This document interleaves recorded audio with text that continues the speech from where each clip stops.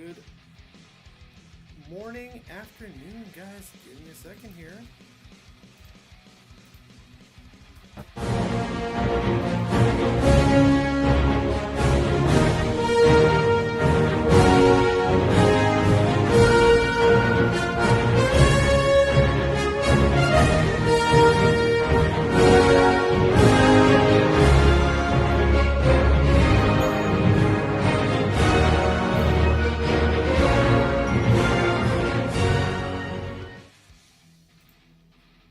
Hello. Hey, Good afternoon, Spoony. hey, what's up? How you doing? How's it going, my man? Uh, good. We're getting into that holiday season, and Netflix is getting flooded with romantic comedies. Yeah. Oh, speaking of which, did you hear the news with Netflix? Oh, I did hear the news about Netflix. It's pretty exciting stuff. If you guys aren't aware, they're going to be buying Warner Discovery. And something I'm going to throw out there is kind of going to go into a little bit of our topic today. There's that conspiracy running around now that you know me. I'm a massive professional wrestling fan. Hmm. So now there's talk of saying, is All Elite Wrestling going to go under because Netflix, they're partnered with World Wrestling Entertainment? And I'm like, it's a conspiracy. Yeah, I don't think so. Nothing's It's gonna got its happen. own draw. That's it.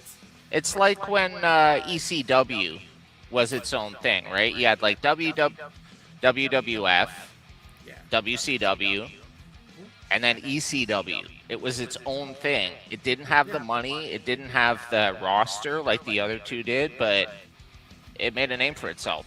Exactly. And All Elite Wrestling is doing so well for themselves. They even just booked a new, I think, how many years deal with TNT and TBS for Nice. like $200 million, I think, for like multi-years.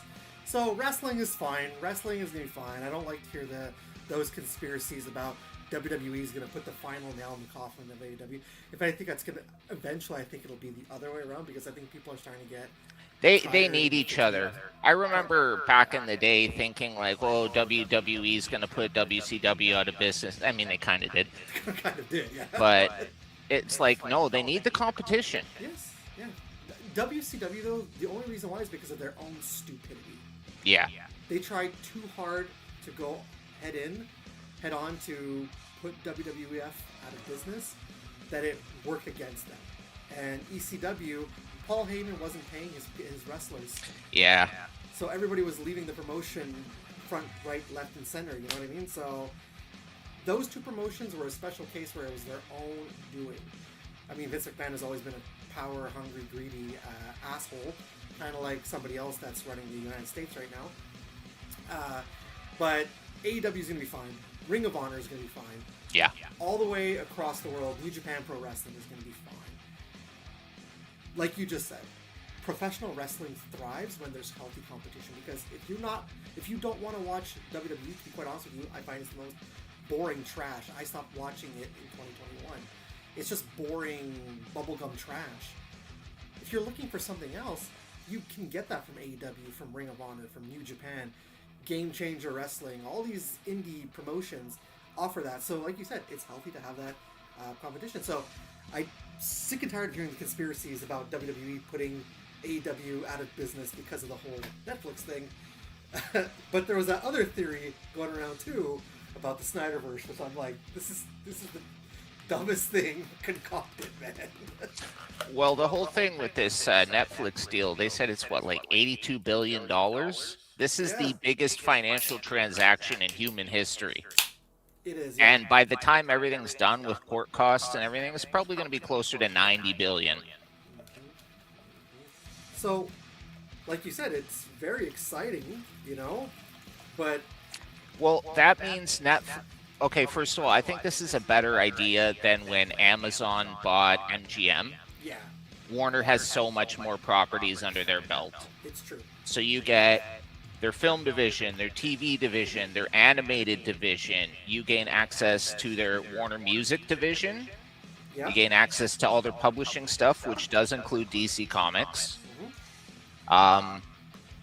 it's perfect for Netflix. They can start pumping out merchandise right away. Yeah, and the question is, But are they going to keep Max, or are they just going to absolve that? And, for example, Welcome to Derry, will that go to Netflix? You know what I mean? If they do continue that show on, for example? I think it depends on the deals they made. In Canada, there's been a long time deal between Warner and like it's on Crave now. Yeah. In Canada, we have a streaming channel called Crave, and they're the North American distributor for all the Warner stuff, so all the HBO stuff. So until that contract expires, we're kind of stuck with having to go to Crave for that. But as soon as it expires, I mean, whether it's on Netflix or whether HBO Max, they have their own distribution platform. They don't need to. Like, that deal was made back, I remember back in the 90s watching Sopranos on the movie network. Oh, yeah. But anyways, this... Is he Warner Brothers, or is this New Line? Well, New Line's owned by Warner. Oh, okay, so there you go, okay. Yeah, so I guess. Okay. Anyways, this kind of ties into today's theme a little bit, because we're seeing the consolidation of power. You know, there's like 4 companies that rule the world because they just buy everything else. Yeah. So, I mean, I know it's more. I know it's like 6 or 7, but it's just further consolidating power under one umbrella. We're all... Boycotts almost mean nothing now, because in one way or another, your money is ending up with these people. Oh, yeah. Yeah. I mean, and the crazy thing, there's a lot of people that throw out the term, that's just a crazy conspiracy. And you're like, no, it's not a conspiracy. This is unfolding right in front of our eyes. I want to use 2 examples, right? When it comes to entertainment, have you heard of the Legend of the White Dragon? That sounds kind of familiar, but it's not coming to mind right now. Okay. So Legend of the White Dragon was basically the last movie that Jason David Frank worked on. Oh, okay. Okay, that's why it's familiar. And it's being done by that god fucking awful Bat in the Sun YouTube thing there that do the superpower beatdowns. Yeah. Which is bullshit. It's just a glorified, hey, I want to cosplay and fight. That's really what that is. And Jason David Frank unfortunately put all his eggs in the one basket with the guy who runs Bat in the Sun, Aaron Shanky. I call him Aaron Scamkey, anyways. And Legend of the White Dragon was announced in 2019. This is way before Jason David Frank passed away. And I'm getting to the conspiracy part of it, where it's not a conspiracy. Where I'm getting to the why I'm saying this. Now we're here in 2025. The movie has yet to be released. Jason David Frank has been dead for what? 3 years now? I think like 2 or 3, yeah. Yeah. Aaron Shanky, the guy who wrote and directed the movie, who always inserts himself in all of his projects. He was the basically the main character apart from JDF. People are saying that, you're milking this. You're never going to release this because you want to milk this as much as you can. And he's not letting any of the backers from Kickstarter have anything for the movie. Whoa. Yeah. And people are like, you're just milking this. And there's script leaks online and all roads point out, I don't even want to see this. This is a movie that's like, to what it seems like, it's a Tubi quality movie at this point. Not even. Okay? There are some good Tubi movies, but this is like one of those Tubi movies apparently. They don't want it to be on Tubi. They want it to be in theaters. Netflix doesn't want it. Nobody wants it. They don't even want it. Theaters don't even want to bank on it. Yeah. And he's basically going around saying, oh, these are just crazy little conspiracies. These are little conspiracy theories. You cannot label something that you are doing, and people are proving that you're doing, as a conspiracy theory. It's the same thing with, and I don't like to get political on my channel. You know that. That's one thing I stay away from politics. This is the only time I'll mention this. Regardless of what your views are, people out there watching, quoting that Trump is slowly becoming a dictator and wants to be a king, and him saying that's just a conspiracy, that's not true. No, this is not a conspiracy. This is something that's unfolding before our eyes. Luckily, you and I, Spoonie, we live in Canada. Do we have the greatest prime ministers? No, not necessarily, but at least I feel like our prime minister, regardless if I voted for him or not, I still feel like he's working tirelessly to help Canadians.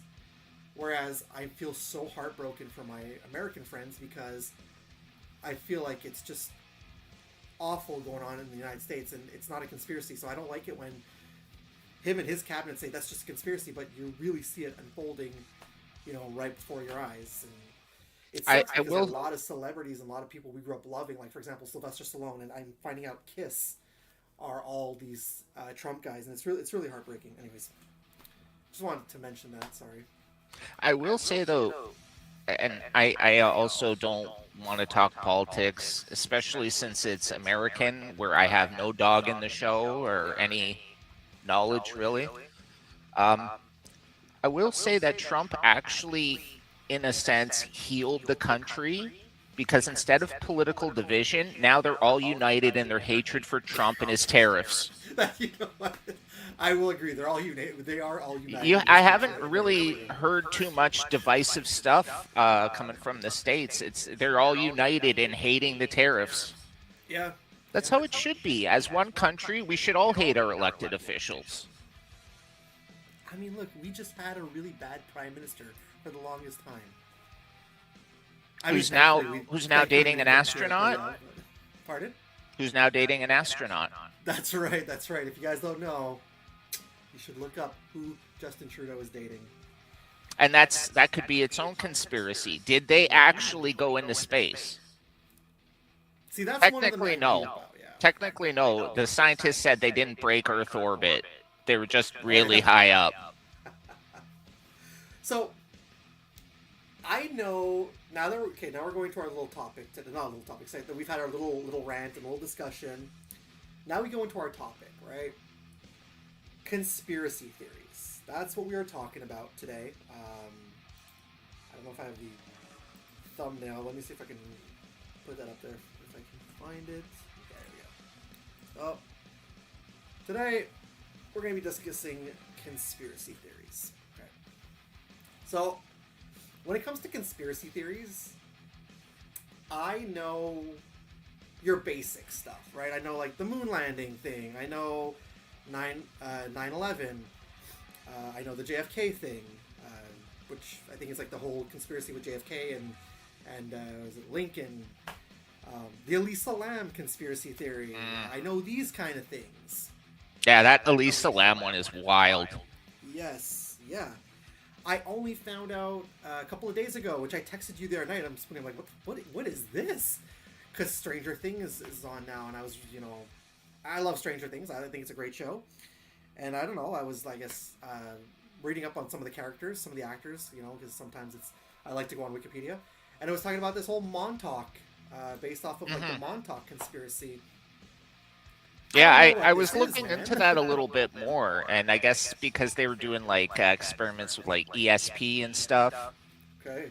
So that's probably what influenced the show. So, the Montauk, can I ask you a question? Because I heard of something back in, I think it was 2008 or 2009. Wasn't there something called the Montauk, was it the Montauk Monster? Something like that. It's not Montauk, it's the thing off Plum Island. Okay, so that has nothing to do with the Montauk conspiracy then?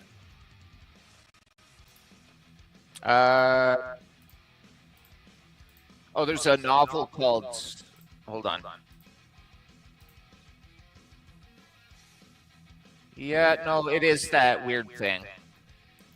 It's, oh yeah, I don't know if I can, If you want to share, go ahead.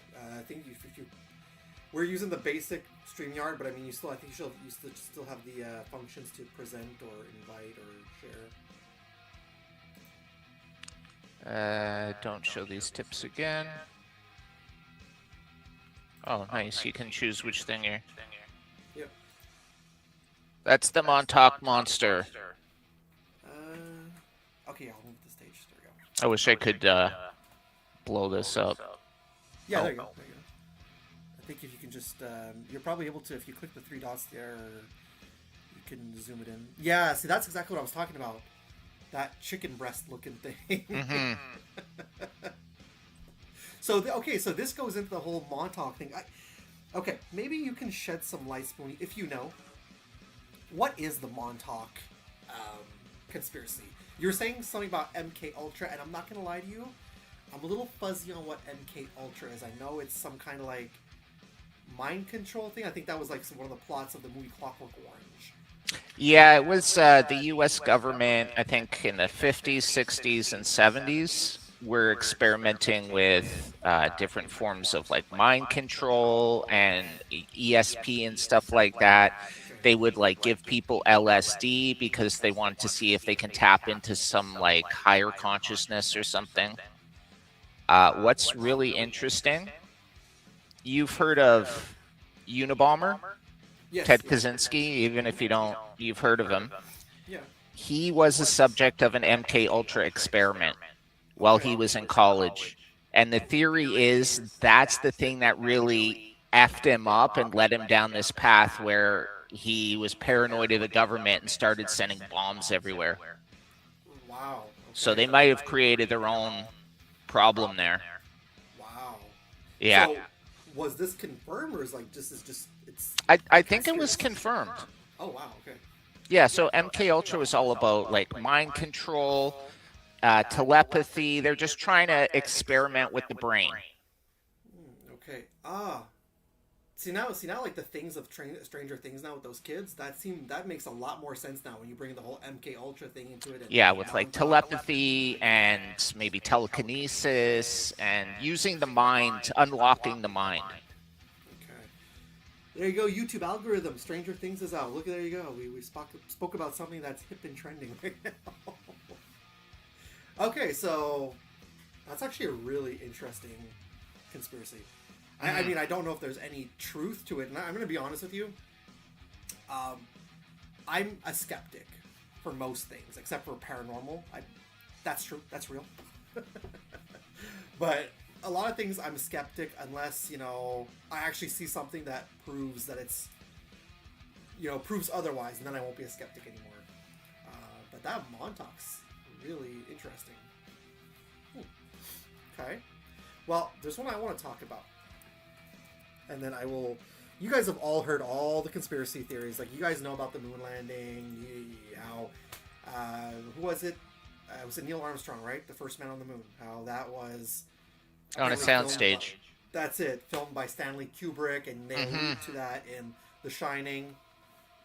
We all know that conspiracy theory. We all know the conspiracy theory of JFK, how Lee Harvey Oswald was placed there to kill JFK. And then the whole mirroring of how the murder was done with JFK. Same thing for Lincoln. We know that. We know that. Am I missing anything? 9/11. We all know the conspiracy how 9/11 was an inside job. Elisa Lam. I know Elisa Lam is a popular topic of conversation when it comes to conspiracy theories. But would you think that that's a mainstream one that like everybody would maybe know Elisa Lam?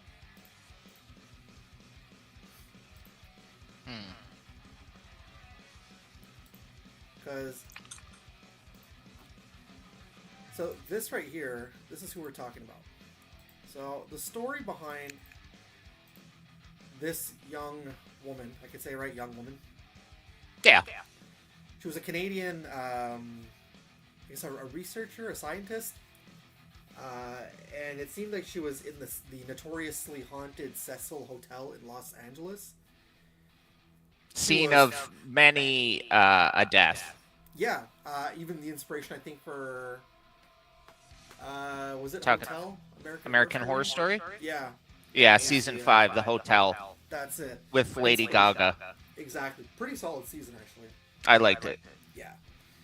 And so it was really, if you guys get a chance to look up Elisa Lam online, check out the video. There's a whole entire video. I think this was back in 2011 or 2010. You see her freaking out. Someone's chasing her, but you don't see anybody. Kind of similar to the paranormal video we watched last time on the channel, right, where the girl was running from something in the hotel room. And not much is known. All I have is the footage of her freaking out in the elevator, losing her mind, and then she just walks away easily. And then she was later found in one of the water towers.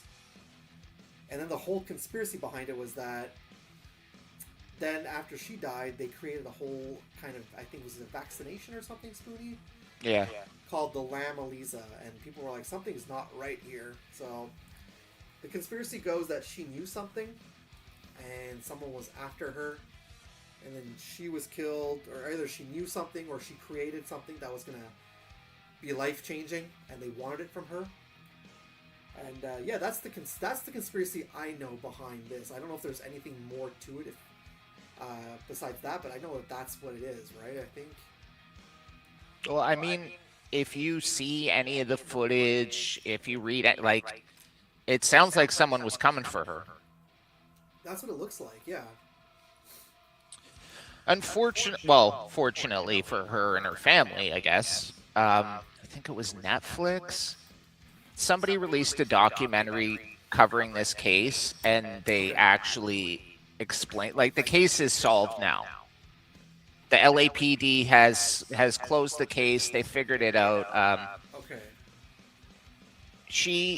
Because it's not until you're in your like early to mid 20s that severe psychological issues will appear, like schizophrenia, for example, or something. So apparently there's a lot of evidence to support the idea that she had some kind of psychotic break, climbed up onto the roof for some reason, went into that water tank, and died in there. But it took them a long time to put the evidence together, because the whole time they're thinking somebody murdered this girl and dumped her body in there. The fact that, did you see that Jennifer Connelly movie? You talking about Dark Water? Yeah. Yeah. It's like kind of the same plot. So it's in not that movie, great of a movie, but I see, I see the similarities. Yeah. So in that movie, there's this Jennifer Connelly's living in this apartment, and I think there's this like water stain that appears on her ceiling or whatever, and creepy stuff happens. And I think she ends up going onto the roof, and the guy who lives above her like murdered his wife and dumped her body in the water tank, and it's her ghost that's trying to contact people. And it's so crazy that like that really mirrored that movie. I think that I remember two people talking about Dark Water when that came out. But it still begs the question though, how?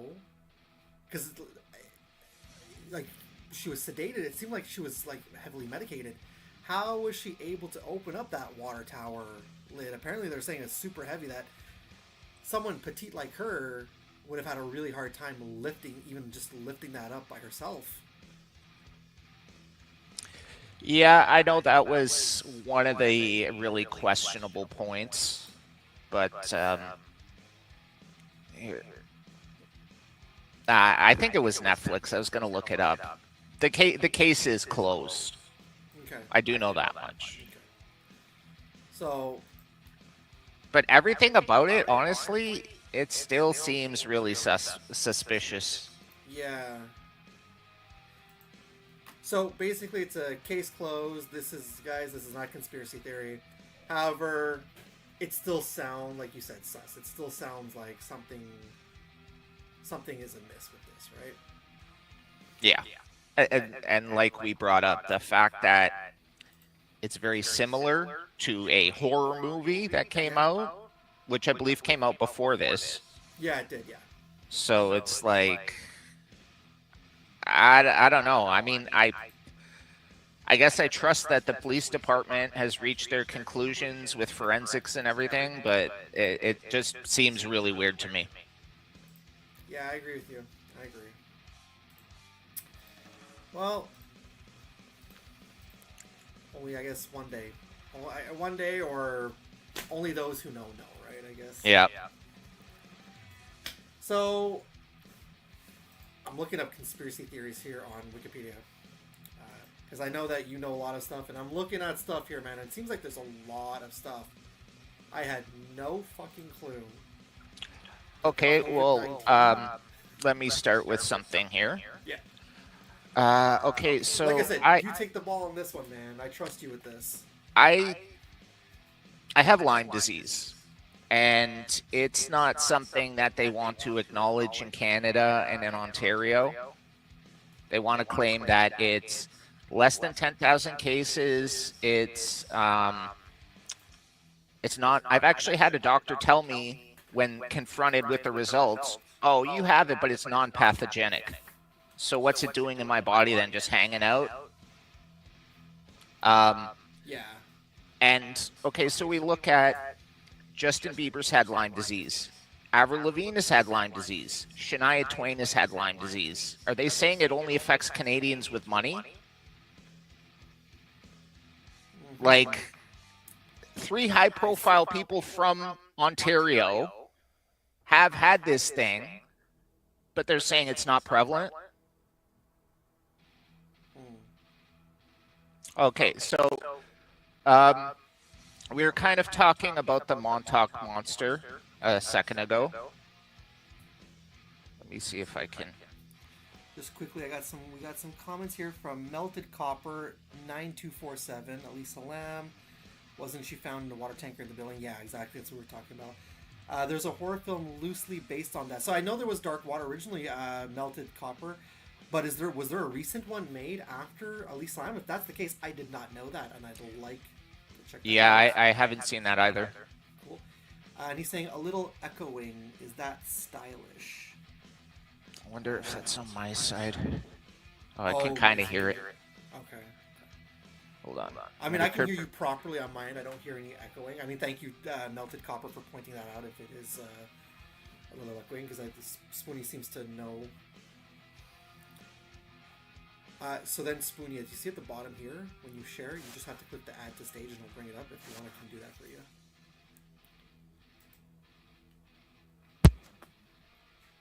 What about? I mean, I can hear you properly still. I don't know if it's causing echoing. Here, good old phone. Let me check and see. It's always funny when we see ourselves.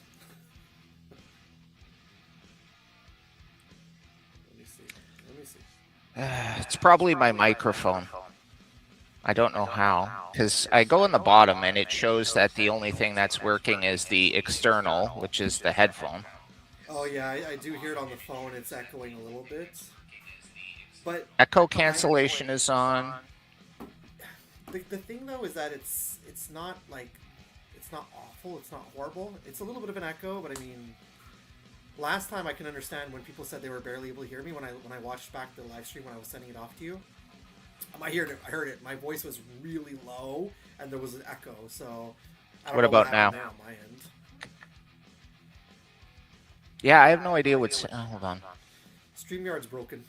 StreamYard's broken, guys. Microphone access. Yeah, it should be. Let me check and see. Sorry, Copper. I have no idea. It's a very slight. I have no idea. I don't know if you can hear, but it's a very. You say something, Spoony? I don't know if you can hear, but it's a very light. You say something, Spoony? Yeah. Is it bad? Yeah. It's like a very slight echo. It's there, but it's very slight. I have. I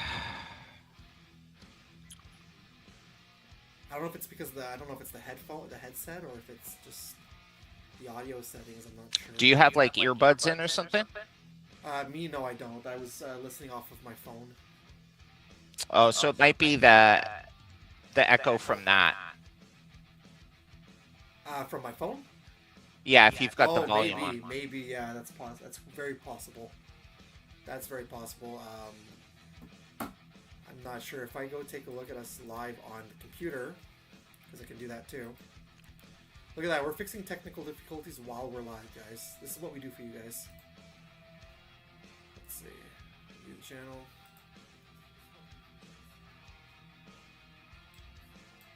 All right, say something, Spoonie. Okay. Ah.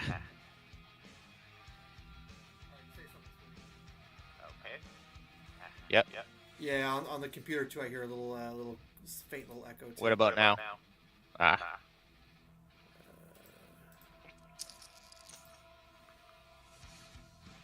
Still, we've been doing this since May. We're still in growing pains, I guess.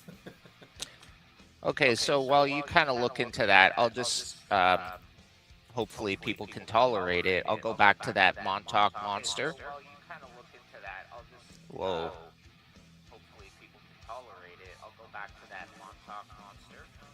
I'm assuming you could hear that. Yeah. That's what the echoing is sounding like. Okay, anyways, the Montauk monster here, we kind of looked at the picture earlier. Not a very good one. Like I said, it looks like a chicken cutlet or something, There's been a couple of these things that have washed up. People can't tell if they were dogs, some kind of rodent, like a capybara is like a rat the size of a small dog. Yeah. So people are not sure what this thing was. Now, this washed up down the river from a place called Plum Island. And it wasn't a van down by the river, right? No. Okay. No Chris Farley in this one. Unfortunately, not that funny. So Plum Island, I'm just on the wiki page here because I didn't have, wasn't able to find some more concise information. But you can see Plum Island is the site of the Animal Disease Center. So when you see that weird thing washed up down the river from this place, you know it came from there. Okay? Now, we're going to go back to World War II. Japan had a notorious group called Unit 731, and these were people that did like human experiments. And one of the things that they were trying to do was to create a viral weapon that they would distribute through fleas. What they would do is they would cover birds with fleas and use them to spread the fleas around. They didn't actually do it. Yeah. But it's something they were experimenting with. Wow. Well, we know after the fall of World War II, the U.S. had Operation Paperclip, but a lot of other nations had their own initiatives. Okay, so the German scientists did a lot during World War II with their V-2 missiles, and there's a lot of science that happened during that time. So after World War II, the world was in a race to grab those German scientists. They wanted that information, that research. Okay. And we know Japan was allied with Germany. Yeah. Which is weird because now Japan is considered like one of the places in the world that everybody wants to go to. So what was I saying?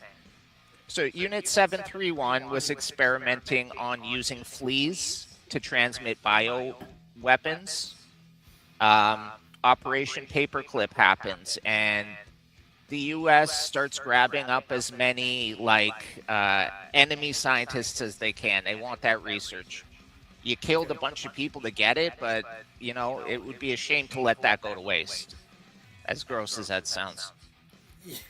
Yeah. So, Unit 731 wants to use fleas to distribute a bioweapon. World War II ends, Operation Paperclip. In the 50s, so maybe like a decade later, you start to see in the town of Old Lyme, Connecticut, which is across the river from Plum Island, you start to see the first outbreak of what they now call Lyme disease. And it's named after the town of Old Lyme. Okay. So we've got scientists who are trying to use fleas as a bioweapon. We know that America grabbed up some of these scientists. Yeah. We know that 10 years after this happened, we started to see the emergence of Lyme disease, and we know Lyme disease is spread through ticks. Not fleas, but pretty damn close. Mm-hmm. And already So- ticks themselves bring disease. So is it a man-made thing? Because the timing on this is super suspicious. Like, we've never seen this organism before in history, but 10 years after World War II, it starts to emerge hardcore. Across the river from Plum Island, which we know is a disease research center. And then, a couple decades later, you're getting the Montauk Monster, and you're getting other things washing up, and they're coming from Plum Island. So whatever the hell is going on over there, it's some serious stuff. That's my theory, anyways. No, you know what? I get what you're saying. I do. It's very suspicious. I completely understand. And the fact that the government, at least the Canadian government, doesn't want to acknowledge this is real. Like, it sucks. My health sucks a lot of the time because of this bacteria I have in my body. Yeah. And I'm lucky to have a doctor that at least believes the symptoms I'm experiencing and is willing to work with me, but I'm not surprised to hear that, like, people travel to the US for treatment and stuff. The criteria for diagnosis here is there are these markers in your blood, and you have to hit 5 out of 7 markers to get the diagnosis. Most other countries in the world, it's 3 out of 7. So the Canadian government does not want to deal with this. Yeah. Which really sucks for you. You know, I mean. But yeah, Plum Island. So the theory is Lyme disease came from there. They're still doing, like, again, I've got the Montauk Monster on screen here. They're still doing, like, genetic mutations, experimentations, whatever. That's really, really fucked up. And I know that this is something that you've spoken to me many times, that, you know, what you believe in that. And the more you talk about it, and the more that you elaborate a little more too, which is something I didn't realize about the Plum Island thing today, it does make me think to myself too that maybe you're right. Maybe Lyme disease is more of a man-made thing, and it's like, so yeah, that's really fucked up, man. Yeah, it says here on Wikipedia, in 1954, the USDA established Plum Island Animal Disease Center. And, okay, so that's 1954. Let's look at Lyme disease history.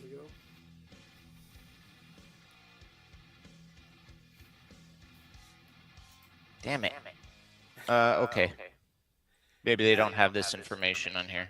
And I want to make one thing clear. I know that there's a lot of people out there who are like spewing the conspiracies, and I know often it gets lumped in with, you know, the real radical right wingers in the United States, but there's so many conspiracy theories out there that are not just like those political and those like moon landing. Like, for example, this is something that is a conspiracy theory in its own, of like Lyme disease, that you're like, when you put it into that term, you're like, okay, you know what, that does make you think. And I think some of the real conspiracy theories, not the crazy ones, are ones that really, you know, are thought-provoking. Like with Lyme disease here, like, it makes you do think to yourself, was this created intentionally, you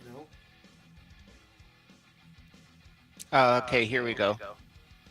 Oh, no, they said they found it in a mummy. A mummy, okay. 5,300-year-old mummy. Here, let me... So we said that Imhotep had Lyme disease? No, what did they say his name was? OT or something? Hold on. I was referencing the old mummy movie with Boris Karloff. Oh, God. That's a great movie, though. This Come one. on. Yeah, earliest known evidence was in Oetzi, a 5,300-year-old mummy near the Italian border. Europe's oldest known natural human mummy.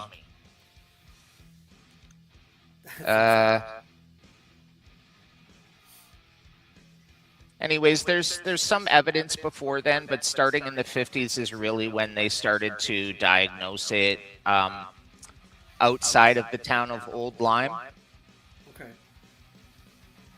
So,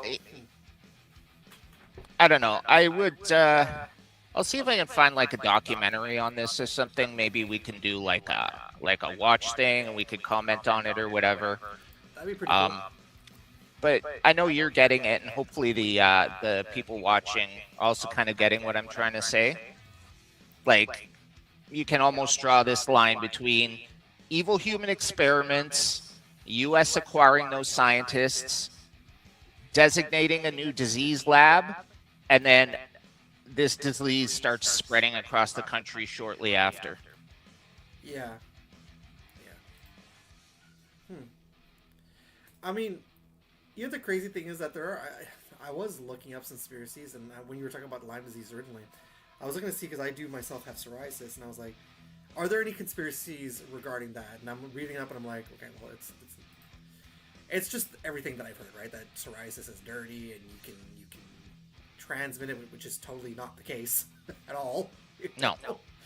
But psoriasis is more of like a excessive blood cell thing, so I feel awful that you go through this with the Lyme disease, and that every time your doctors are like, it is what it is, man. And like I feel my heart feels heavy for you when these things happen. They're been very helpful about like, hey, do you need this kind of medication? No. Are you sure? We don't mind. I hate painkillers though. I hate that feeling. I don't like being drugged up. Not for me. No, that's fair. That's fair. I had a feeling today, though, with the conspiracy theories. I had a feeling you were going to talk about this because I know this is something that you've been asking yourself. And I would like to think that even if I weren't personally affected, yeah, I think this is pretty crazy. Yeah, it is something that is worth bringing to light. You know what I mean? Even for those for the one of you who's watching right now, or for those who watch later on, right? It's good to bring this kind of information to people, you know? Yep. Yeah. Let's take a little pause here. I don't want to get. Oh yeah, sorry. You're gonna pause. Oh no, go ahead. Oh, I just thought we were gonna keep going. You know, I was gonna say I don't want to get divisive about this because it's a tragedy and people died, and that's really what should be focused on. But 9/11, I saw a couple years ago. It was this. Now again, when it comes to studies or polls or surveys, show me the raw data. How many participated? What were the breakdown? Like, just showing me numbers means nothing.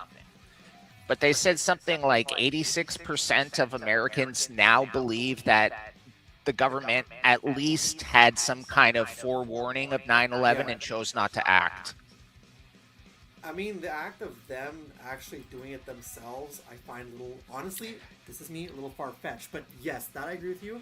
The fact that they knew about it, and that they had received a warning and chose not to act. Yeah. That I've heard of, and I honestly, that I can honestly say, like, I believe that. I believe that possibly may have happened. Well, I'm sure they get threats all the time, right? Oh yeah. Anyways, I just found it interesting that this study suggested that the majority of Americans now believe that it was potentially partially avoidable. Yeah. But you know what? When it comes to things like that, it's a tragedy.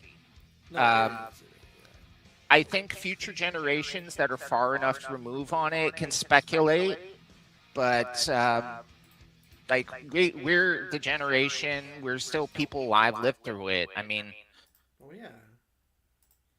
Like we can go back and look at Pearl Harbor now because it's so far removed from us. Yeah.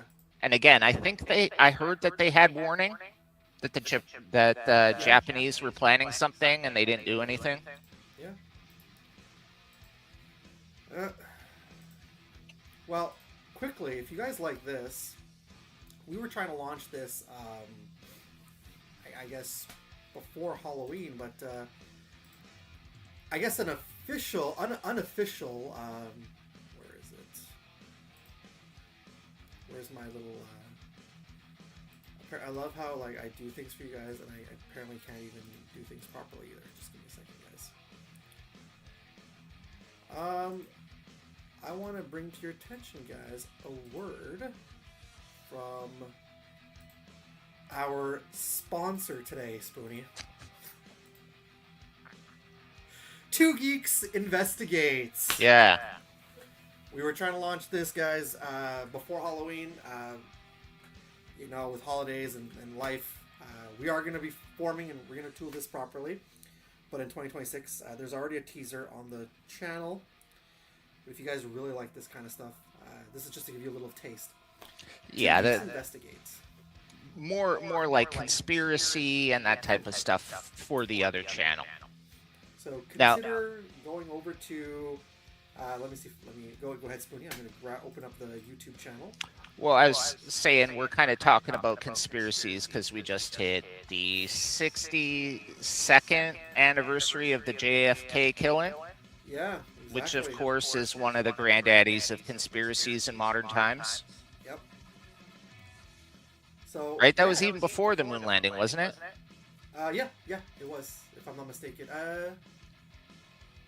When they go to the moon, 67, 69? Something like that, yeah. And JFK was 63. Yeah, so there you go. So it was before that. So one of the earliest examples of a conspiracy. Now, supposedly, those files are going to be released at some point, right? Some point.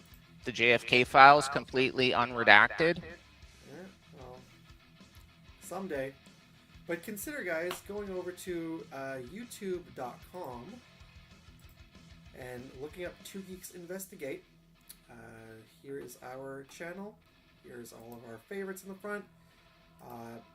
Yeah, we are going to launch this. This is formerly Boomer's Nightmare. We're relaunching the channel.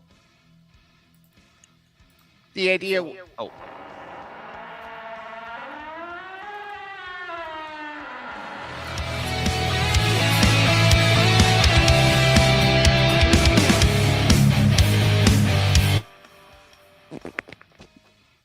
So yeah, my friends, consider going over to Two Geeks Investigate, and we're going to do some more of this kind of content in the future in 2026. Even if it's not live streams, we're going to try to figure out a way to get together and post some videos regarding that stuff. So that's a word from today's sponsor, our Two Geeks Investigate. And it's really just to keep things clean because, I mean, we can keep more of this type of conversation there, and then on this one, it's more like pop culture, movies, that type of stuff. And of course, because I'm fairly sure we were supposed to go live with this one 2 weeks ago, so we're a little behind. But in 2 weeks, we'll do our holiday stream. We're gonna watch some paranormal videos. So. Hey, it's always Halloween in this house. Exactly. It's always Halloween. At least for me, my wife doesn't like that. My daughter doesn't even know what Halloween is yet, so it's good. It's not a day; it's a state of mind. Exactly. Hey, I'm just happy that if I can share my love for Halloween with my little one, that's all I ask, you know. All right, so let's get back into it then, Spoonie. Since we had our word from our sponsor, what other conspiracies would you like to talk about? Would you like to bring up? Like I said, I've got Wikipedia up here, and I'm looking at some of these conspiracies, man. What's another big one? You know what's crazy? Okay, I don't want to talk about it because I know this triggers a lot of people. I'm not saying we're going to talk about it. I'm just confused. Apparently, COVID-19 is a conspiracy theory in and of itself. So I don't know about that. I've never heard that. I think the conspiracy theory or whatever is just where it came from. Okay, that I can. Whether it came from a specific laboratory in a specific place or whatever. I think that's the conspiracy, is the origins of the thing. Okay. Yeah, you know what I'm looking at? There's some here that I'm not well versed on, but I've heard of many times. I'm looking here. I'm looking at the New World Order. I'm looking at predictive programming. Apparently, Yep. yeah. That's UFOs. when they'll So those three. predictive programming is when they'll put something in a movie or a show. So it's to kind of like prep the audience that this might happen in the real world. Now I gotta ask you a question. Yeah. Is this real? Is this an actual thing? Not. It's not like they were precognizant or something. They just took outrageous situations, and then we live in such a clown world that these are now coming true. I mean, the Trump presidency one was weird. Yeah, that was with the escalator and with the escalator. Yeah, like it shows it right here, man. Bart to the future. Bart mentions that Trump became the president of the United States. In response to this, the episode garnered renewed attention. Season 11, by the way. The Simpsons was what? In season 11, that was what, 2000? 1999, maybe? Probably. So yeah, and then Lisa versus Malibu Stacy. A news clipping reads that the U.S. president was arrested, which is believed to be predict Trump's arrest in 2023. So it's and that Malibu Stacy episode too. That was an early season as well. So that's really odd, really interesting. So yeah, I didn't know if there was an actual thing of future. What was he calling it? Future predictions. Thank you. I've heard people say South Park has been kind of like that too, but not with the eerie accuracy that The Simpsons seems to have. Okay.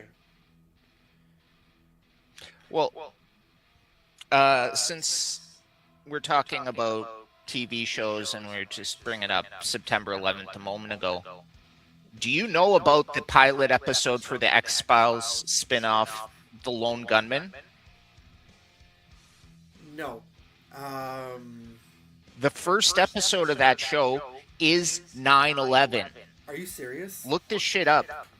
It aired in like July or August of 2001, and the pilot episode involved these terrorists remote controlling planes to fly them into the Twin Towers in order to spark military spending. Oh, I remember. Okay, I remember that. Yeah. I shit you not. The first episode is friggin' 9/11.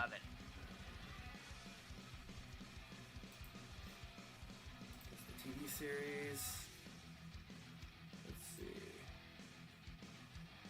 So, pilot. While the lone gunmen are thwarted in their attempt to steal a computer chip by Eve Adele Harlow, Byers receives news of his father's death, and so the trio soon find themselves unraveling a government conspiracy concerning an attempt to fly commercial. Wow.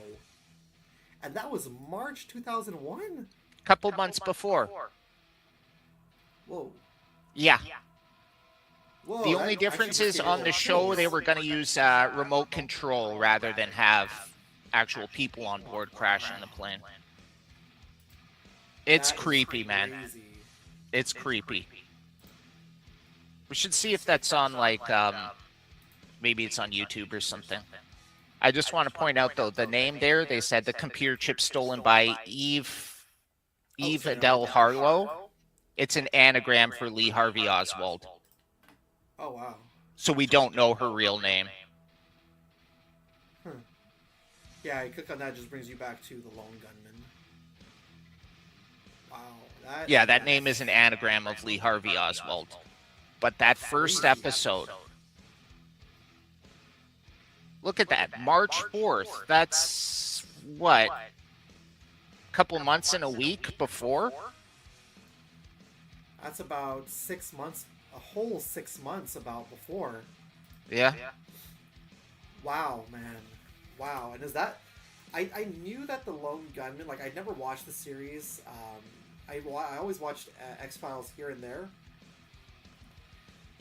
Well, I mean, when I got older. I didn't watch it when it was playing on TV. For me, I was too young to watch that. You and I are in the same age generation, but my parents didn't like us watching that kind of stuff. So I only started watching X-Files and some of the episodes, as I got older. And I didn't learn about the Lone Gunman spinoff until later on, but I had no idea that there was an episode like this. The first episode. Wow. And it's, to what it seems, there's only one season.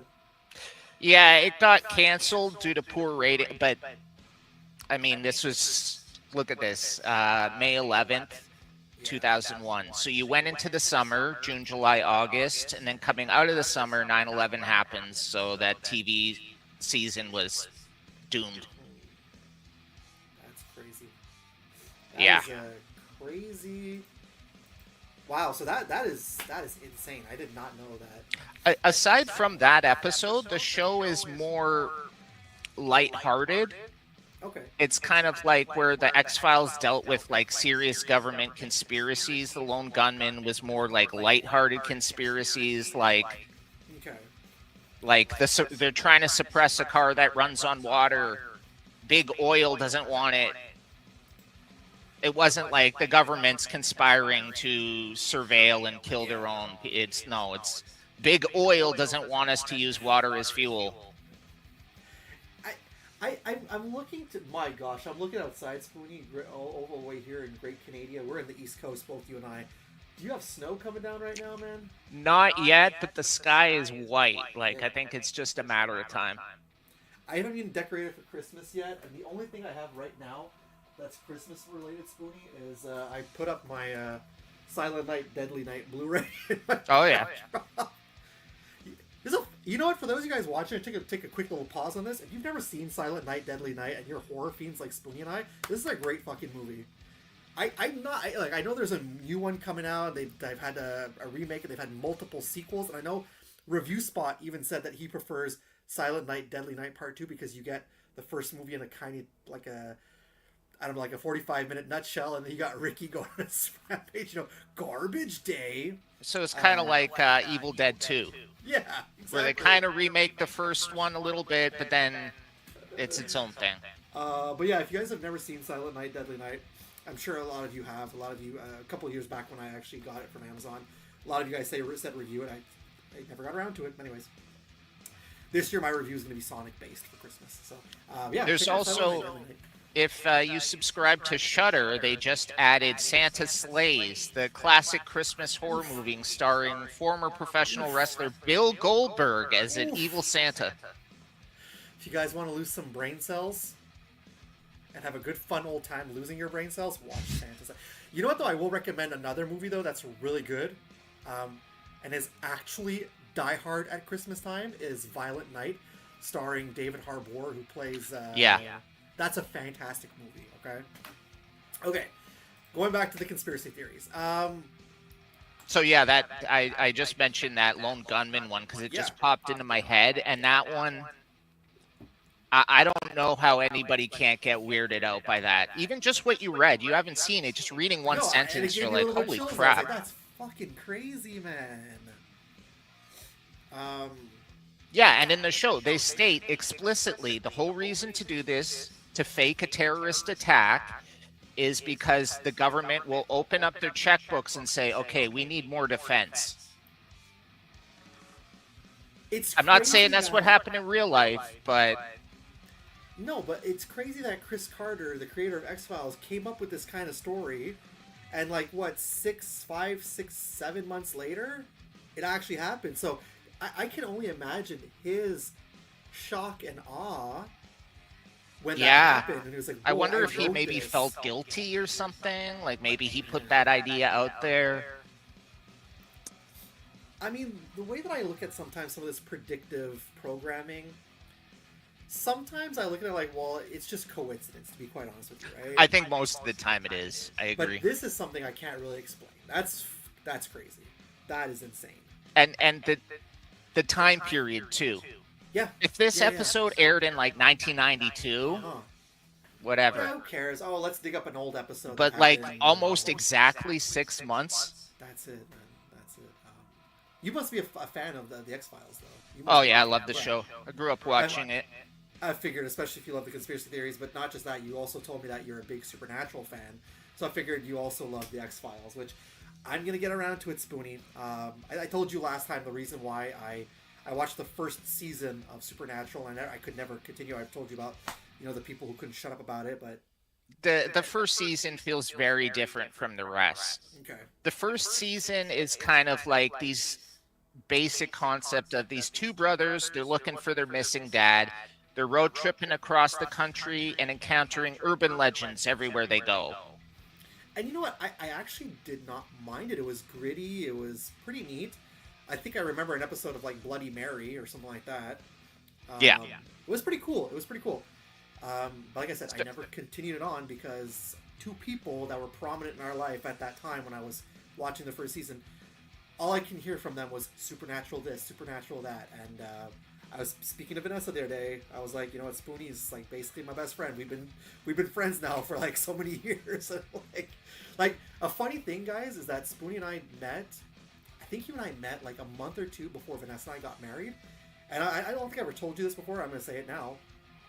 I looked at that as a nice sign. Like, it's a new beginning, right? Yeah. And going into my marriage with a new friend by my side. And I think that's why this friendship, I mean, I don't know, we might have some different viewings on things in the world, but at the end of the day, you're still a good person. And that's, so I was telling Vanessa that because you talked about it and you kind of convinced me, I was like, I kind of want to go back and rewatch Supernatural now because now that's gone, that's in the past, and Spoonie really loves Supernatural, so I was like, I'm going to give it another shot, I think. Well, I will say, like I said, the first legend is more like kind of, the first season's more like urban legends and myths and stuff like that.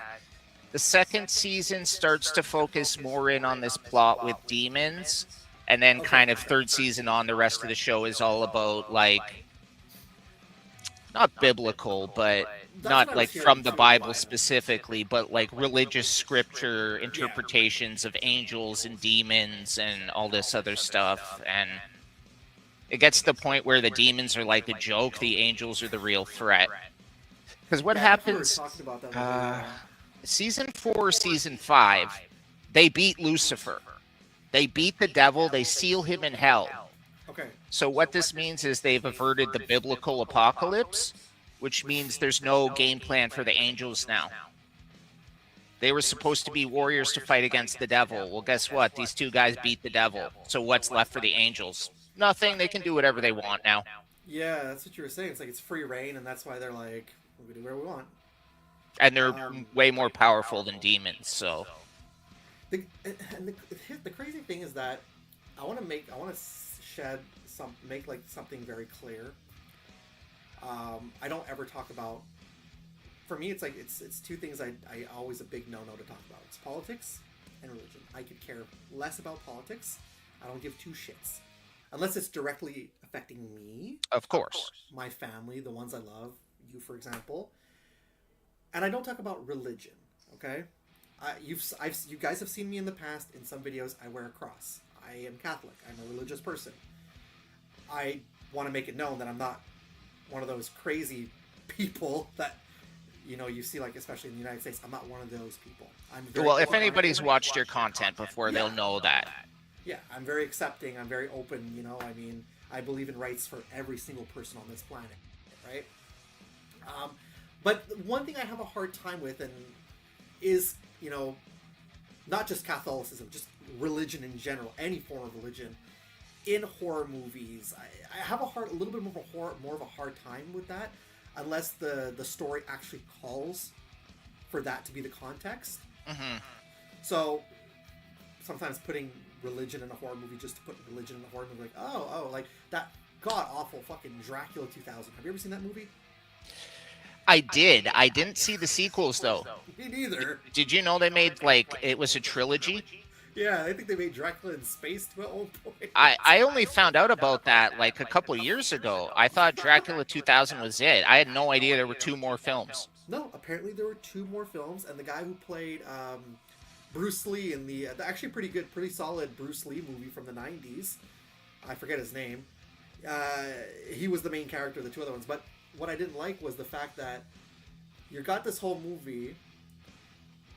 I've come to realize that, like, now as I'm older, I'm like, okay, it's an interesting concept, but at first, growing up, when I was really grasping my head around it, I was like, they turned Judas Iscariot into Dracula, and I was like, what the actual fuck, man?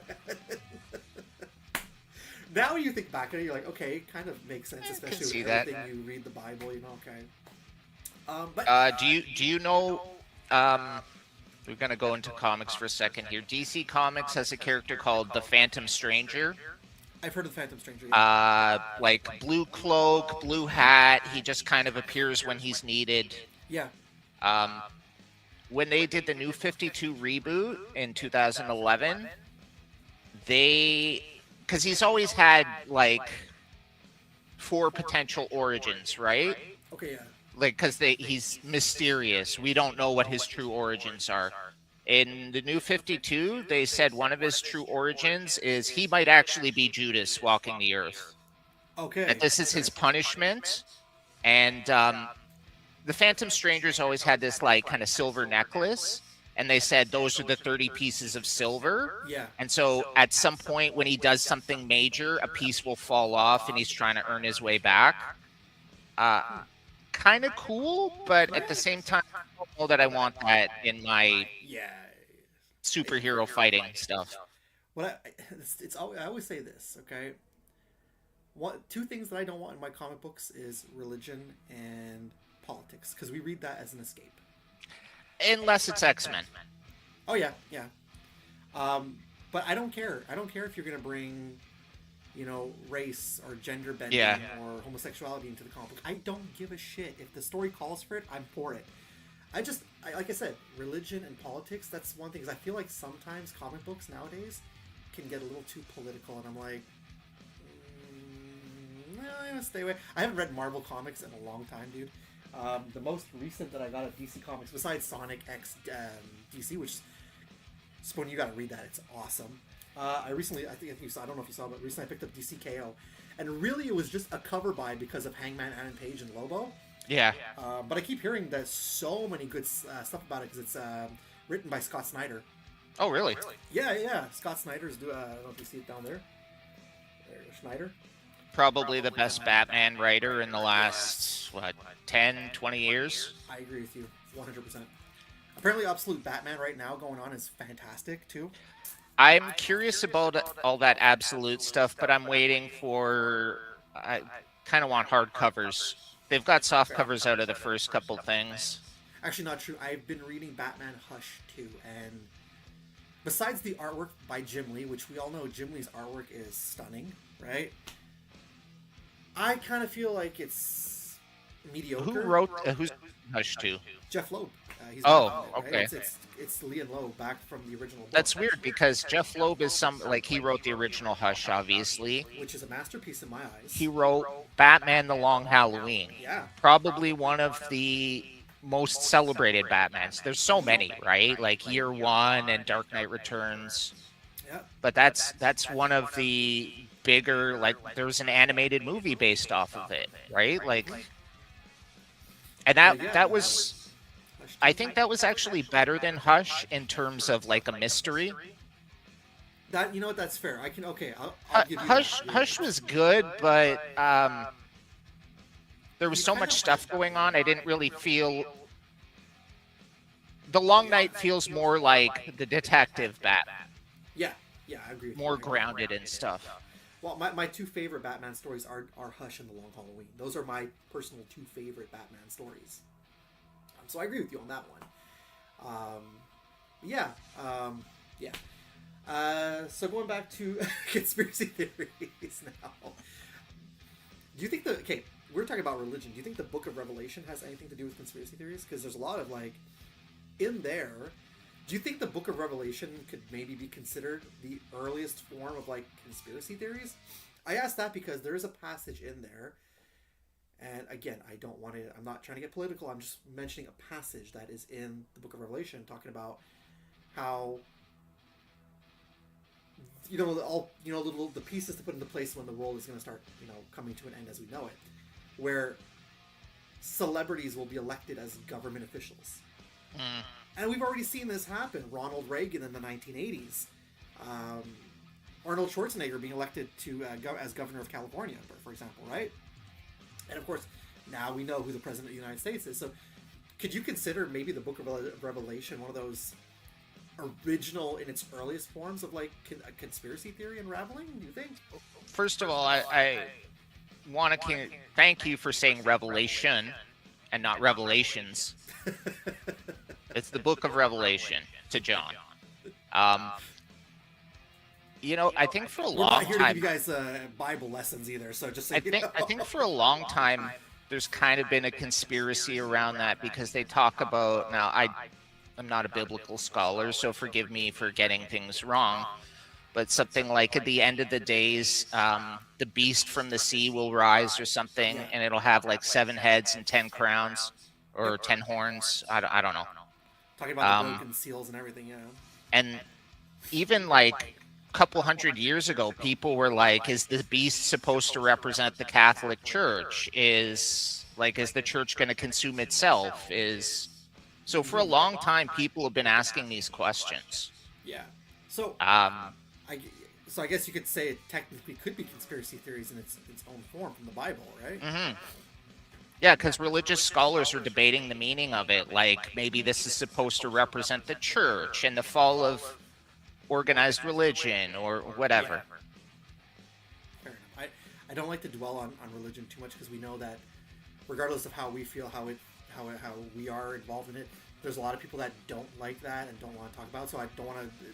There's just one more thing I want to touch on. There's also the whole conspiracy theory about Jesus and did Jesus even exist? Oh, I thought you were... That's a whole other thing for it in itself, But I thought you were going to bring up the Merovingian. Sorry? The Merovingians. Yeah. That's the bloodline of Christ. Mm-hmm. Yeah. The idea is that because the Bible doesn't talk about what happened to Jesus after he returned to life. No. So there's theories that, he married Mary Magdalene and they had children and this lineage of Christ exists to this day, and they're called the Merovingians. Yeah. And they're these elite French aristocrats that have this like sacred blood in them. Yeah. And if you want, I don't know if I've seen the movie, and I read the book a long time ago too, The Da Vinci Code. I know that was so popular and so hyped up when that came out, but for a reason, because that book is in itself a conspiracy theory story about the bloodline of Jesus. And I was like, it makes you think that, wow, okay, maybe, I don't know, but maybe, Oh, when that book came out, Da Vinci Code, I devoured that thing. I read it within a couple days. Yeah. The guy's writing is very good. It's very compelling. You want to keep turning that page. Yeah. And it's like I said, there's a lot of good people in Catholicism, but there's a lot of people that makes you think, right? Do they want to cover things up? What? So it's a good read. If you guys have never seen, if you've never read the Da Vinci Code, or if you've never seen the movie, if you prefer watching movies, Spoony and I highly recommend that. The movie's really close to the book. Yeah, I think if you're somebody who likes reading or you just would rather watch something, I think you'll get the same thing out of the book. I would say out of the movie. Yeah. I feel like the sequel's kind of like meh, but the first movie is really good. I think there's 2 sequels after that or something, Angels and Demons, and then another one. But the Da Vinci Code, the first movie with Tom Hanks, is very good. Like Spoonie said, as close to the book as a movie can be. And not all movies do that, but Da Vinci Code was one of those rare cases where they got as close to the book as they possibly could, which was cool. I was thinking of something and it slipped my mind. I wanted to follow up on the Merovingian. If it comes back to you, let us know. We can go back to it. I know that there's so many conspiracy theories and there's so many rattling in your brain, and I know today we are a little bit on a time crunch. And well, when it comes to this topic, I mean, we could probably talk for another couple hours. That's exactly it. But the thing is, I know you, Spoonie, you got to move on with your life after the live stream. Vanessa, myself, and our little one, we're going out tonight, so we got to get ready to go. But There's a couple that I'm looking at, okay? And if you want to talk about it, maybe we can open up the gate for maybe 2 or 3 more conspiracy theories. Yeah. Pick your poison. I see the New World Order conspiracy theory, right? And then I see a big one that's always popular, and that you can go down a rabbit hole all in itself, is UFOs. Oh, they call them UAPs now, right? Oh, right. Sorry, UAPs. My bad. Or yeah, because the phenomenon. Correct to aliens, UAPs. When Now, did that change, though?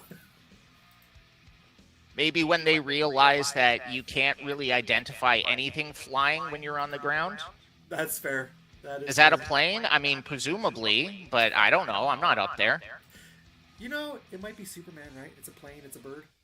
Was that right? It's a also bird, because it's a plane. I think it's more about they wanted to remove the word flying. Yeah. Because that's not the technology they would be using.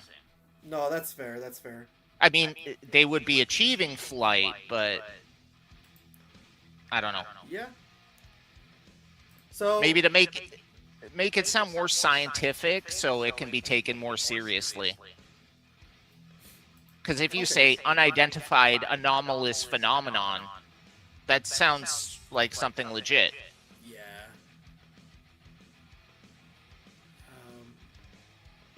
So there's a lot of cool stuff here I'm looking at, man.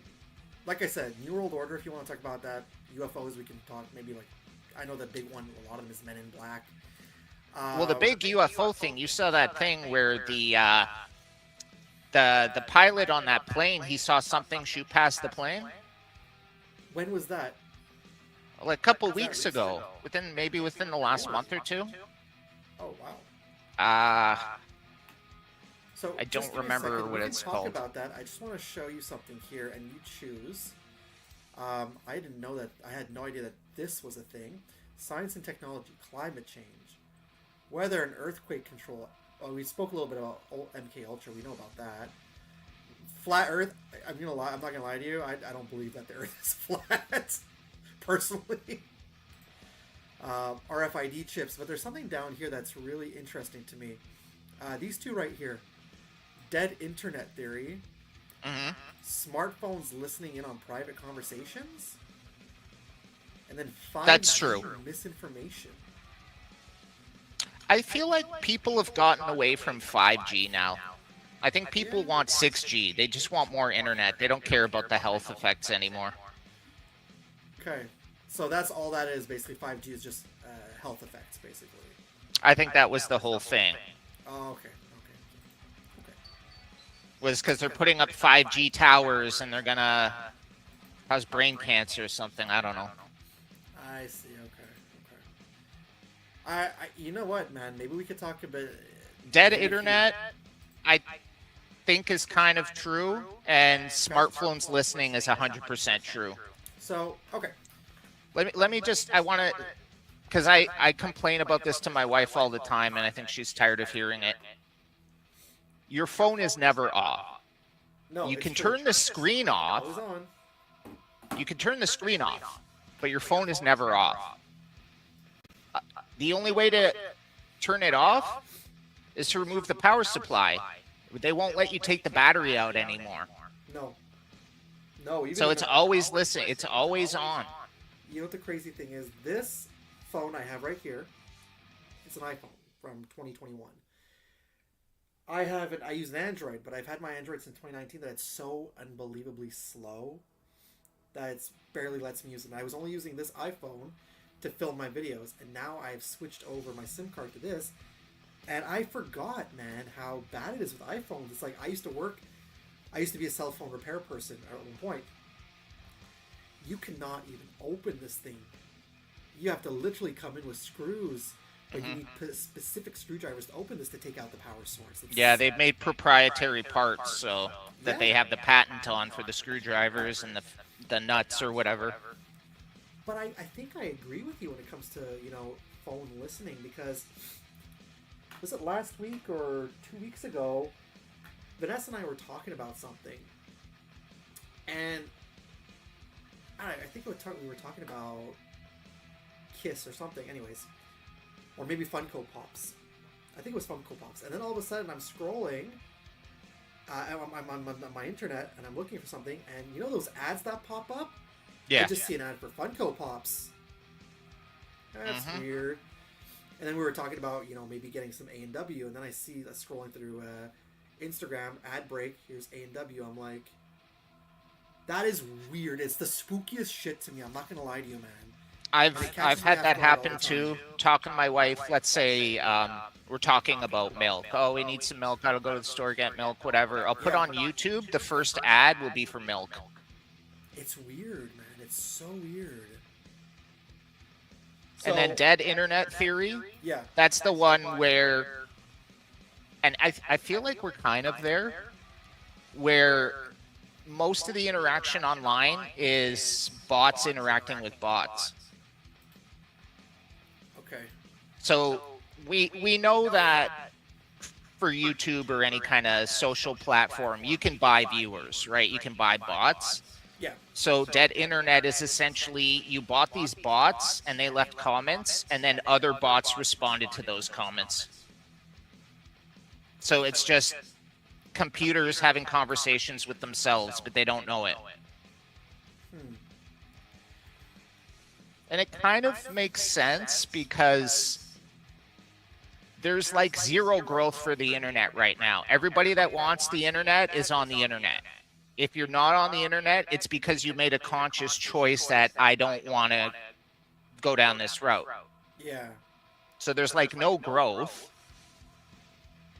Is this something that can happen in YouTube also? I'm just curious. Potentially, yeah. I see. Because sometimes I look at channels out there. Some channels who have like 4, 5 views. And I see they got like 5. Like they got 4, 5, 6, 7,000 subscribers sometimes. I'm like, I just reached 1,004 subscribers on Friday. Oh, did you? Oh, awesome, man. Congratulations. We should have done something. It's okay. It took me 8 freaking years to get to 1,004. And mind you, I'm not one of those people that's promoting my channel. I'm just out here on YouTube having fun like you are. But I don't understand how I see some people that, they upload their channel and 1 week they have 200 subscribers, and then 1 week later they got 5,000 subscribers. But you're still pulling in 1 to 2 views per video. I don't understand that. It helps if you get kind of promoted by a bigger person. Like some people on the internet, and they have large audiences, they'll react to videos. Somebody like, hey, somebody in my audience said I need to check this video out. So they watch the video on stream, commenting and stuff. And then afterwards, they'll be like, yeah, guys, it's a really cool video. Go subscribe to this guy. I see. Okay. So it gets... all it takes is one bigger person to kind of shine a spotlight on it, and then everybody will be like, hey, that's cool. Let's go check them out. I mean, look, I've had channels mention my name. You've mentioned my name many times in your videos. Review Spot has actually mentioned me 2 or 3 times, maybe in his videos. And I will say one thing is that I don't ask to be mentioned. If you're going to mention me, it makes me super happy. I just know that you're doing it out of the goodness and kindness of your heart. The biggest thing I've ever had at one point, and again, I'm not asking people to go check out my channel because if it was, I don't know if you know Nathan Barnett, who plays Keith Apicary. Sounds familiar. Okay, here, let me show you quickly. Keith Apicary. So it's this guy right here. Come on, there we go. I don't know if you've ever seen him before. Oh, okay. Yeah. Especially like in the Angry Video Game Nerd, one of his Christmas episodes, he did it with Keith Apicary. Yeah, no, I recognize the face. Okay. I love this guy. He's great. He's an awesome dude. And at one point he was going through, lesser known YouTube channels to watch, and he stumbled across my channel and left a comment on one of my videos. Nice. And I was like, this is super cool. But I'm not, in my back of my mind, I'm not thinking to myself, cool, this is going to open up the door for subscribers for me. I'm just like, this is awesome. I'm happy that you found my channel and that, you enjoy watching the content. Like, more recently, you have Review Spot I think we know I mention him often because it's my favorite channel to go to watch figure reviews. But he's got a massive channel, massive platform, and it made me really happy because he was reviewing the he did a review. He was doing his spooky season, and he ended up eating the freeze dried Chucky candies. Ooh. Yeah, exactly. But he decided, and I thought it was nice of him, to mention that on my end, I ate the Chucky gum on my Halloween Boomer Eats video. And I was Oh, like, nice. yeah, Vanessa and I were like, that's so cool. So he's like, oh, check out that review. Yeah. And again, like, I don't ask it and I don't expect subscribers to start piling in because of that. But you get what I mean, right? It's a little weird how sometimes they can go from like a 100 subscriber channel to 5,000 subscribers overnight, you know? Yeah. I just find it a little weird. Earlier this year, I think in the summertime, there was this woman had a channel. I think it was like 300 subscribers. A larger YouTuber,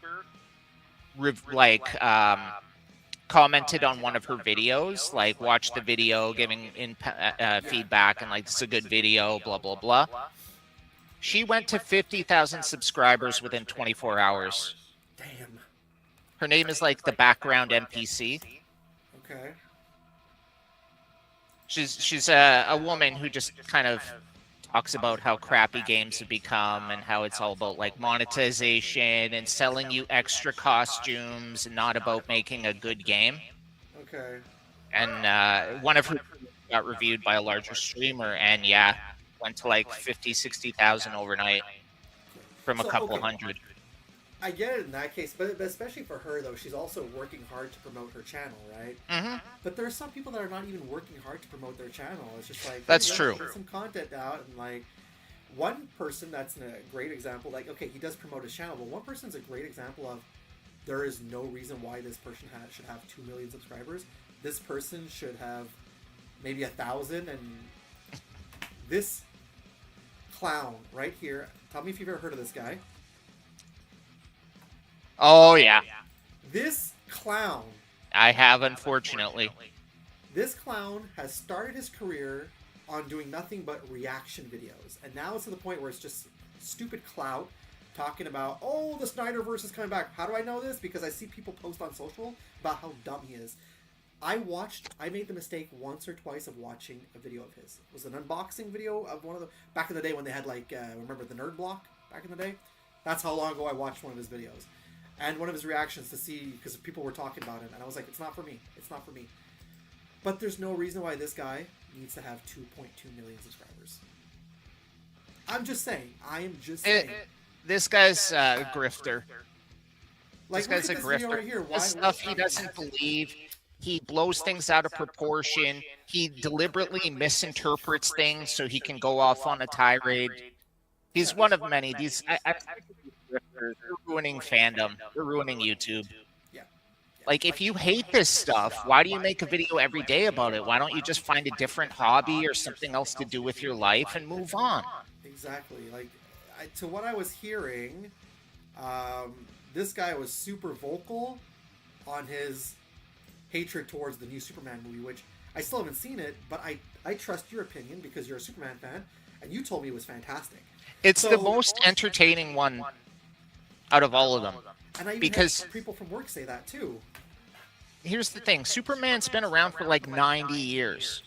Yeah. Everybody knows the origin. Same with Batman. Everybody knows the origin. So instead of showing us the origin from a fourth different director, how about you just show us the stuff we want to see? Show us him punching guys. Show us him being super. Yeah. I like that... and to not get confused with the Robert Pattinson Batman, the James Gunn movie is going to be called The Brave and the Bold. Oh, yeah, I heard about that, yeah. But it's launching with the full Bat family. Batman, Robin, Batgirl, everybody's there from the jump. We're not going to have to see the origin of Bruce Wayne, see Dick Grayson at the circus. It's like, no, people know that story. Let's just get into the action. But it's like you said with Robert Pattinson's The Batman, that there wasn't really like an origin story, at least to what I remember. It was really like Batman's already there. Or at least he's been Batman for a year or so, and he's already like in the loop with Commissioner Gordon. So No, I so heard many it. times, I heard it was based off of Jeff Johns' Batman Earth One, Oh, okay. where it was kind of like supposed to be the first 2 or 3 years of Batman, where he's not this infallible detective. He makes mistakes. He slips and falls off a roof. It's But isn't that also Batman Year One by Frank Miller kind of thing? okay. Yeah. DC was trying to do these direct to graphic novel, original graphic novel, Earth One. They had Wonder Woman Earth One, which is written by Grant Morrison. Superman Earth One was J. Michael Straczynski, and then Batman Earth One was Jeff Johns, and there's a Teen Titans Earth One by Jeff Lemire. Yeah, okay. I know that because I saw it at the Dollarama. Yeah, that's where I got them. Then you know what? Where's the books, man? Here's my conspiracy theory. This is a conspiracy theory I'm throwing out there. I think that DC found out in Canada that the books were going, right? Because it's mainly DC, right? How many Marvels did we see? I think DC not as many. that the books were ending up in discount stores, Dollarama, and DC was like, we're not having that anymore. Because now, if you noticed, I don't think you guys have that in Ontario in your Dollar Tree, but I think in the United States, there's DC books showing up in Dollar Tree. I've only seen one Dollar Tree in my city, and it is junky. I think it's just they moved into an older location, but it does not invite me to want to go back. I'd rather stick to Dollarama.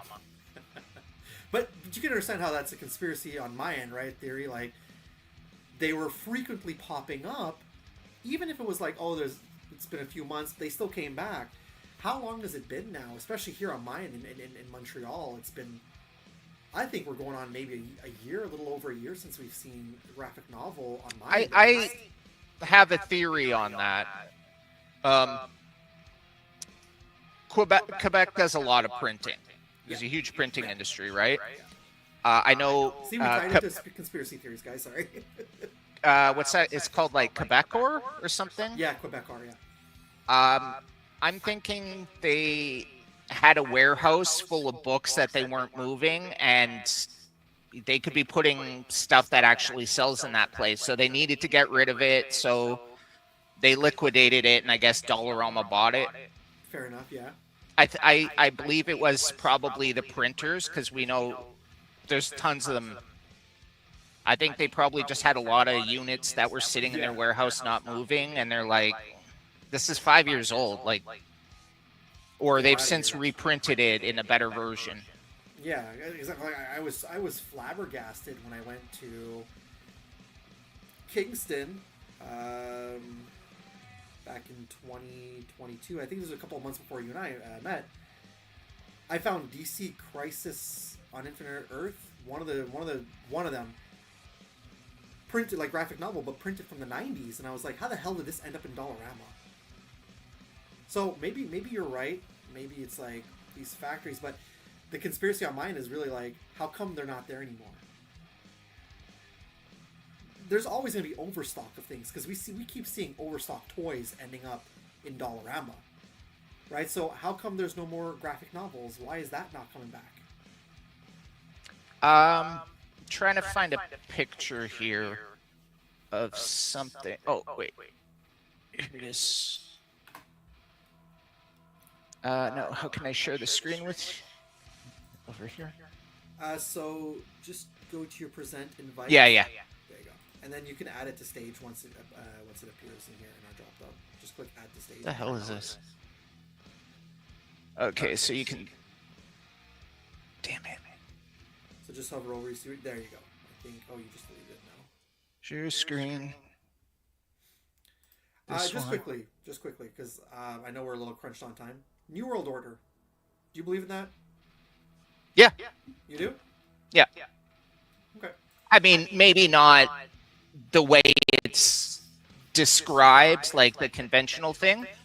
Okay. But I do believe that there's probably groups of elites that ultimately decide the way elections fall or whatever. Okay. I mean, Give me a sec. Actually, I just got to hit the can. No problem. No problem.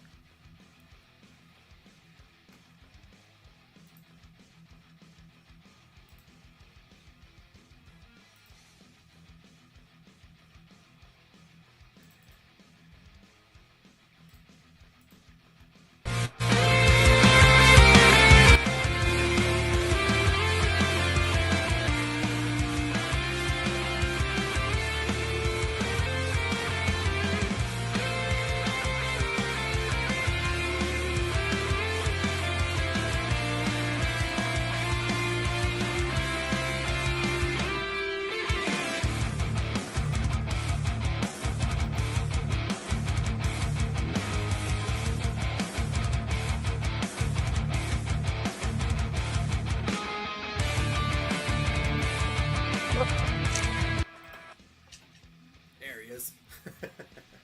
I was gonna say, I guess once you're NWO, you're NWO for life, right? Oh God. New world order. So wait, hold on. That's the only NWO I believe in. That's a funny reference that you guys are probably too young to understand. Oh, okay. There we go. Yeah, I added it to the stage for you. So this is at the Dollar Tree in America, December 2024. Okay. I just saw some in Canada the other week, like a week ago at Dollarama. Oh, okay. They didn't have this display. Okay. Come on. So what they are is they're $2.25, I think, at Dollarama. They're first issues only, no ads. Okay. And it's really just to sort of like a little teaser, like, oh, if you're interested, there's ways to buy this. I see what you mean. Oh, You know, like, oh, you really liked Harley Quinn? You know, you can buy it in hardcover, softcover, in omnibus. There's digital. That's like McFarlane back when he was releasing the original Spawn toys. Remember back in the day? He would pack in the comic books with them, and it was just little snippets, I think, of some of the issues. Be like, oh, you enjoyed this, but you can read the comic book. Okay, so you guys can are see getting here, over there. you've Okay. got, the first picture, Batman Eternal, Batman Adventures, based off the old animated show. Yeah. Batman Rebirth #1, Nightwing Rebirth #1, Nightwing #1 as part of the new ongoing Rebirth series, Harley Quinn Rebirth, Batman and Robin. What is it? Batman Joker War, Dawn of Green Arrow, Batman Scooby-Doo, Batman Brave and the Bold, Superman #1, and then Superman Rebirth #1. Okay. Yeah, so I picked up a couple of these. Oh, there's a whole list here. There you go. I've got Aquaman, I don't know. I got a bunch of these. Okay. So I only checked one out. Like I said, it's missing all the ads. It's just the first issue with suggestions on if you want more, how to obtain them. Okay. I see what you mean. So maybe less of a conspiracy on mine, and then maybe it's just Quebec. Maybe our government is just being a bunch of dicks and be like, we don't want English comic books being sold in our chains. Okay. I see how it is. I've only seen these at one location. Oh, okay. So it's not like everyone then. No. Okay. I do have another conspiracy theory I want to throw out there. Spoony Bard has not made a video in quite some time. Yep. I have a conspiracy theory of my own. Oh, Is that Spoony let's hear it. So many cool ideas that he doesn't want to share them with people. I think that's my big conspiracy theory right now on Spoony not making videos. He's got one too many cool ideas and one too many cool videos to go out there. I mean, that's not entirely wrong. I obviously, there's life. Yeah, But I do have a couple ideas, and it's just I can't figure out which to film first, or whether something should be like. For instance, let's say I order something off Amazon. Should I make a video where I unbox it, or should I just take it out use it, enjoy it, whatever, and then do a review. I think And that one makes that's more fair. sense. That's fair. I like to think that I know it's just I know people love unboxings. Yeah. Yeah. I do too. I'm not gonna lie. When you hear, oh, I want to see what they got, like when you, not too long, or maybe it was a while ago now, you got sent those figures, like the Which, Aussie and was it Aussie and Alice Cooper or? yeah, from Jay. Yeah, that was like 2 years ago. Yeah. Yeah, That was I fun. remember. No, it was cool. I was like, oh, cool. I But want to even see the what he package got. from you. Yeah, but Right? it's like, yeah, I want to see what they got. I want to see what's inside. People love unboxings. I know people want to see what Yeah. you got, right? I might. Okay, so guys, Boomer sent me a care package. Just I'm messing around with you, right? It's been really awesome, and I decided not to film the unboxing because I kind of wanted to keep that Which a little personal or special. Yeah, that's fair. That makes sense. But like I said to you, it's your decision to make, right? But the stuff inside, I'm probably gonna want to do a review of. Okay. He sent me. It's a DC Comics book called Blackhawks from. It was the New 52 reboot, and it got canceled after 8 issues, but they were pretty cool. And the crazy thing is, like, I had doubles of each issue because at one point when I was recollecting, I was just grabbing stuff and I had doubles of each issue, but literally it wasn't one of those things where like I just want to get rid of this. I was looking at the covers and I was like thinking about it, and I was like, I really did think you would like that, right? That's also why I sent you in there Talon. I don't think it's the full run, but I thought maybe you could enjoy that. Honestly, the real things that I really wanted you to get was the free comic book day of Superman this year, obviously. That beautiful Michael Turner Superman cover, which I know you wanted, and the DC Archive book of Starman. Like, I'm just really happy that those got to you, honestly. So, everything else was an added bonus, and I hope you get to enjoy that DVD that I sent in there as well. So. Yeah. Well, like I said, for some of those I'm going to be doing reviews for. I decided not to. Oh, that's like I said to you the other night. The only thing that I was dying to know, what blind figure you got. And you showed me. I was like, okay, cool. That's awesome. That's all I want to know. Yeah, I got this. They have these Batman black and white figures in those mystery bag items or whatever, and I got the Mike Allred designed one. Cool. I don't have a picture on hand, but because even when I grabbed that at Toys R Us, my wife and I were like, I wonder which one he's gonna get. And Vanessa, like, she pointed out, she's like, ask him when he opens it. Ask him if he doesn't make a video. I was like, that's exactly what I'm gonna do. Keep going off the rails, but speaking of those blind box things, which might be a conspiracy, because they tell you, how do we know the numbers or what they say? They say, there's one mystery figure. Is there? It's a money-making ploy, just like those Boo things. But you know what, that can be considered a conspiracy. I strongly believe it's a money-making ploy. Most people are like, it's gambling. No, it's fun. Yeah, it's gambling. It's like buying a scratch ticket. You pay money and you don't know what's underneath, but maybe it's something good. Maybe it's something you want. I am not going to spend $15 on a blind box when I don't know what's inside. I will spend $2 on a blind box because I'm not losing money. But $15 compared to $2, come on, let's be honest here. Like you said, it's gambling, and it's like profiting. I will say, just going back to the blind boxes for one last thing. Yeah. A lot of them, they'll put the figure in kind of like a cardboard sleeve and put it in the bag, so you can't just feel and tell what it is instantly. Yeah. But I was at the dollar store and I saw they had some Stranger Things ones. Okay. And you can feel what's inside. So I know for a fact I got the Demogorgon. Like, I'll take a picture, maybe make a video. You can see the star-shaped head. Like, if you just pinch the bag, you can. I can also tell which one is Hooper. Because feeling the bag, you can feel the giant sheriff hat. I don't remember. Did I send you? I know I had an extra Yeah. Vega. Did I send you Vega? Okay, yeah. Those ones there, when I picked them up, there were sometimes, like going back to Review Spot, sometimes you can see the serial numbers, you can do the feelsies test, but with these guys, the Street Fighter ones, man, all I could go on was light and heavy, and I'm like, so I don't know who the hell was in there, and I took a gamble. Thankfully, I only got one double, but I know you also like Street Fighter, so I was like, okay, I'll send that your way, because Vega, let's be honest, is a freaking cool character. But there's no way, these ones, that's what I liked, though. That was really like $1 each. I don't know who the hell I'm getting, so that was pretty cool. But yeah, sometimes it's really obvious what's in that bag, man. Yeah, like you'll understand when you see the thing. It's very clearly the Demogorgon, because it's got the open head with the star shape. Like,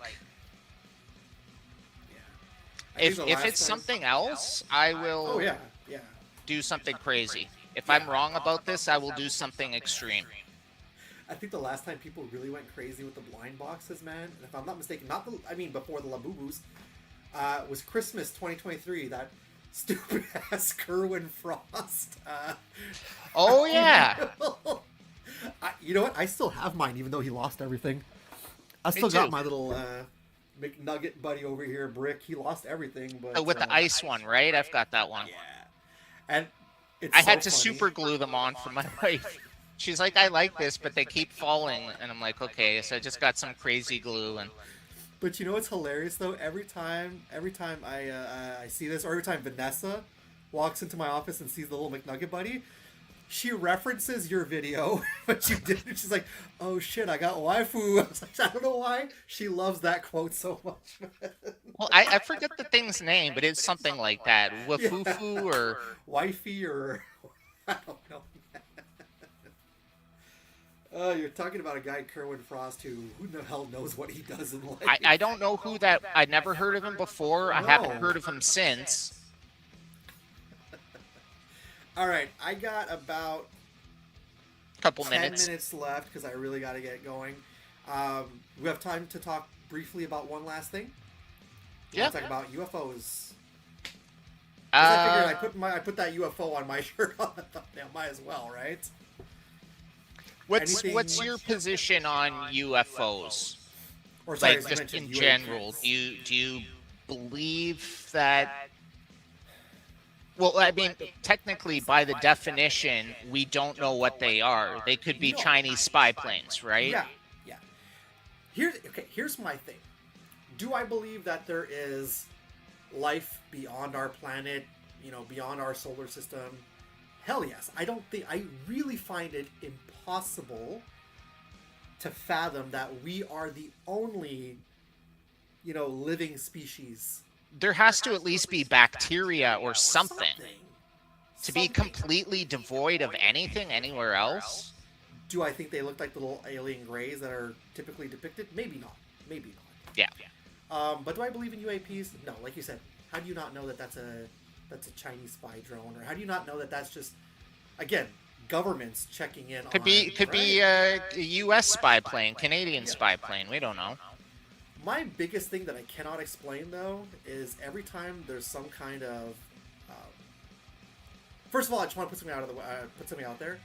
Although it makes for some great entertainment and great TV and great movies, I don't think that Roswell was a real thing. I think that little city, Roswell in New Mexico, I think they fabricated a whole thing because they knew it was the height of, like, alien... Mm-hmm. And I think they fabricated their whole little thing. They just took advantage of it. Exactly. That's what I think that is.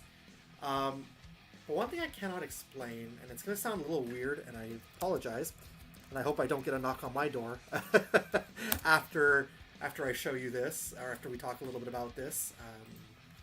Just give me a second here. It's this right here. I always have a really hard time explaining this, because every time you see somebody talking about UFOs, or UAPs, or potential alien encounters, whatever, yeah, this always pops up. Mm-hmm. I can't explain this.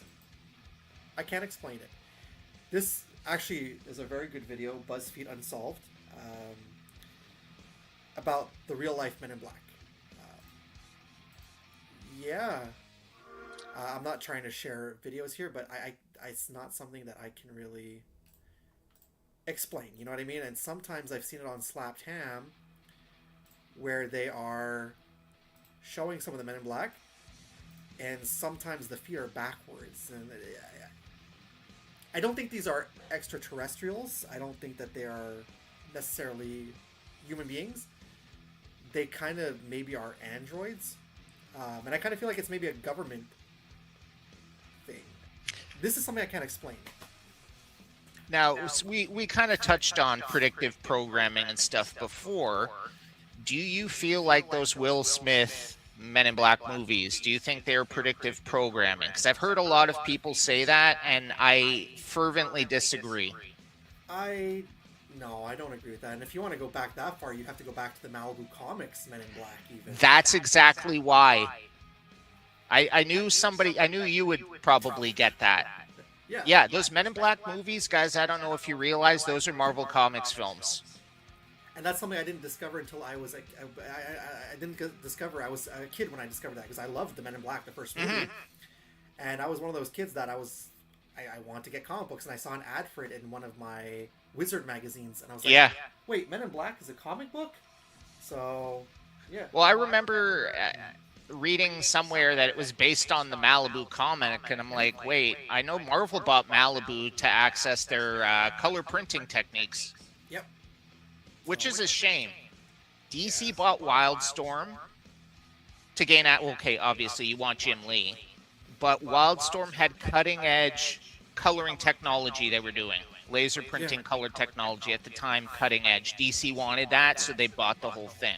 Yeah. Marvel bought Malibu and basically ignored the whole line and just took their printing technology. Which is crazy. I bet they're kicking themselves over the Men in Black thing now. Probably.